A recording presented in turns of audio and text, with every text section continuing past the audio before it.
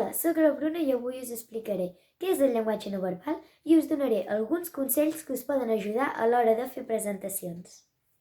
El llenguatge no verbal és un tipus de comunicació que complementa el llenguatge verbal. El cos pot parlar per si sol, per molt que a vegades no vulguis. Segur que alguna vegada us heu posat nervioses a davant de tota la classe o a algun altre lloc i us heu començat a mossegar les ungles, a tirar endavant i enrere o a tocar-vos la roba. En aquests moments el que heu de fer és relaxar-vos i aprendre a controlar el vostre cos. Ara us ensenyaré alguns exemples.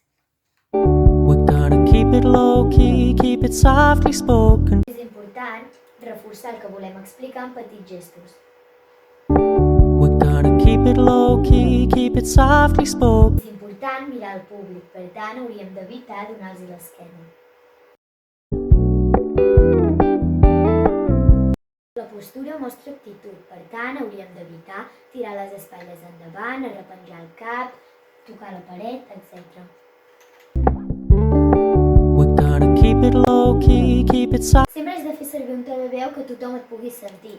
Per tant, si hi ha molta gent hauràs de fer servir un to més elevat i si hi ha poca gent hauràs de fer servir un to més fluix.